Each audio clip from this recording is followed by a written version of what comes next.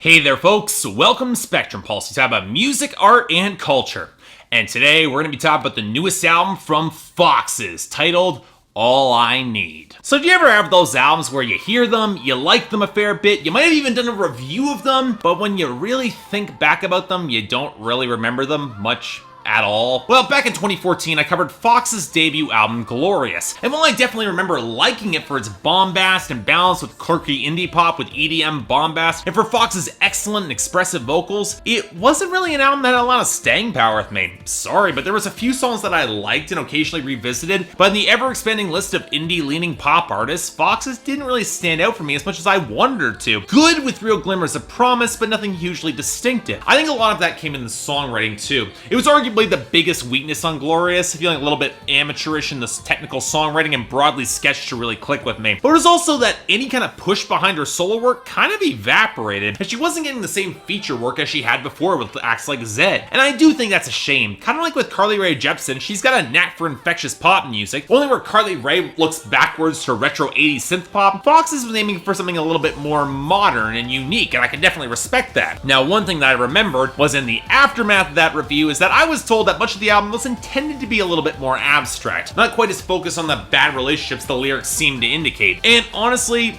I'm willing to concede that point, if only because Foxes has gone on the record by saying that this new sophomore album, All I Need, was inspired by relationships, reportedly stripping things back to a more emotional core. On the one hand, going smaller and more intimate might not be a bad change of pace if you're looking to stand out, but I wasn't quite sure if Foxes had the emotive subtlety in her delivery or her writing to really pull that off. But hey, I've been wrong plenty of times before. In this case, I definitely wanted to be wrong, so how did All I Need turn out? Well, here's the funny thing. I definitely think this is a more cohesive, better written album with stronger individual songs and definitely a more impressive vocal performance, and yet I think it's a shade away from hitting true greatness for me. It's definitely damn close, and shows that Foxes could easily transform into one of those pop artists that critics absolutely adore who never gets the popular acclaim that she clearly deserves. Robin and Carly Rae Jepsen spring to mind as an easy comparison, but I'm not quite certain Foxes is all the way there yet. I definitely think she will get there given her track record, but with this album, again, I'm not quite sure. So let's start off with Foxes herself, and honestly, I've always thought she was a great performer with this sort of richer, throatier voice that can handle belting with some impressive control, but what was a pleasant surprise for me was how emotive and subtle her delivery was on this album, especially in the slower songs that demand more subtlety. It's an interesting balance that she has. She definitely has some raw moments, but there's always composed just enough to show some real skill and theatricality behind it. And more importantly, there's no reliance on vocal effects, gimmicks, or overproduction, and whenever her vocals are sampled, they're actually done in a really tasteful way, with any pitch shifting lost in the synth wave that's obscuring it. I will say that it's a little kitschy to go for the child choir on Money, but for the most part, this record is carried on Fox's emotional moments, and she does a damn good job carrying them with real authenticity. And hell, when she brought on Dan Smith of Bastille for the backing vocals on Better Love, I found myself wishing he was on this album a lot more because their interplay sounded great. That song was absolutely fantastic with the two of them together. It definitely helps that the instrumentation has been cleaned up a lot since Glorious, opting for more strings, pianos, and wiry synth lines over the heavier beats that she used to favor. And while the thicker percussion doesn't really go away, it's always complemented by a solid underlying melody that's balanced well enough to really work for me. Hell, even her stab at more of a trap rhythm on Cruel is actually pretty slick, with a really crisp hi-hat against the sparse collage of vocal fragments and piano. Now, what you'll notice very quickly is that if you're not paying closer attention to the melodies on some of these tracks with less potent hooks, some of these songs can start to blur together a little bit, mostly because the instrumentation has a certain uniform cohesiveness to it. Piano, strings, drums, the occasional synth, and that's pretty much it. And I get the feeling that Foxes could have afforded a little bit more instrumental diversity to really make some tracks have some unique punch to them, but I'll give her credit for putting forward her strongest effort with what she had, because there really are a lot of moments that really do jump out at you in the subtle moments, from the tight late 80s bass groove on the leadoff single Body Talk that I really like, to that bright plucky melody that accents the chorus on Amazing, to the fantastic piano line that anchors Feet Don't Fail Me Now, or that peppy flutter of Wicked Love. Hell, even when the sound gets more subdued, like on the closer On My Way, I really love the melodic composition there, or that smoky fragment on the piano that opened up If You Need Me Now. If I were to complain about the production at all, and really there's so many solid melodies here that it's really hard to complain, it'd be that the strings production can sound a little bit compressed at points, not really giving enough room to breathe, like on the more ragged opener Rise Up. Not that it's always a disagreeable tone, it sounded interesting, but it can feel a little bit tinny at points, not quite having the body that the rest of the album uses, which is a bit of a shame. But look,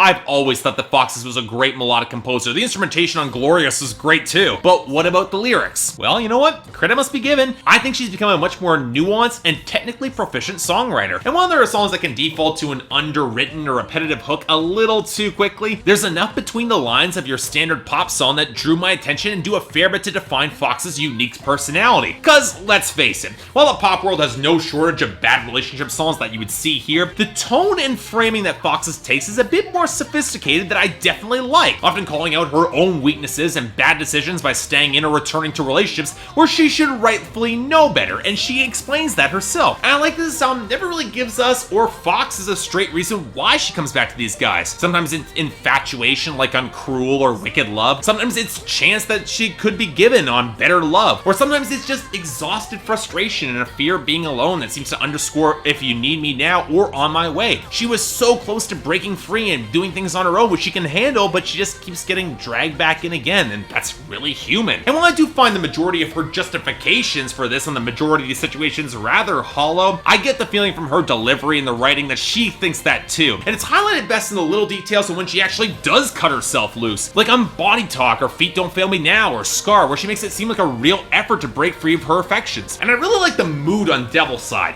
how for as much she doesn't want to deal with this guy's bad nature, his devil side, she freely admits she's got that devil side too, and she was just hoping that they'd both be able to ignore it for longer in the relationship. Or on Amazing, where she freely admits that she falls too fast for guys and too hard, but she's just gonna roll with it anyway, if only for tonight it's worth that emotional high. Now, if there are flaws in the writing, I'd argue that it comes in structuring a more coherent theme and narrative for the record. Many of these songs feel a little disconnected, better singles than actual flow for the album, and I think with a slightly defter touch in the writing, Foxes could have created a slightly more satisfying emotional arc, rather than the final track that has her pretty much back to where she started. But then again, that's nitpicking on what otherwise is a pretty damn cohesive and really solid pop album. Definitely an improvement across the board from Glorious, but is it a great record? Honestly, it still is tricky to say, because individual songs in this album are really good, but I'd argue there isn't a bad song here either. But on the other hand, it reminds me of that Jess Glynne album that I covered last year and I still like, but I'm not sure how much staying power it had. But on the other hand, I can see this having a lot more staying power than some albums that I've called great before, thanks to some standout songs here, so I'm gonna give this a very light 8 out of 10, and most definitely a recommendation. Foxes might never ever get the airplay that she had with Zed on Clarity, at least in the United States, but she's only making better music. In other words, definitely check this out. It's pretty damn great. So yeah, thanks a lot for watching. If you'd like to like and subscribe, I'd be more than grateful. Anything else I might be able to do to improve my presentation, or any other albums coming out that you want me to cover, I will try to get to them. Till then, I'm Mark, you're watching Spectrum Pulse, and I'll see you next time.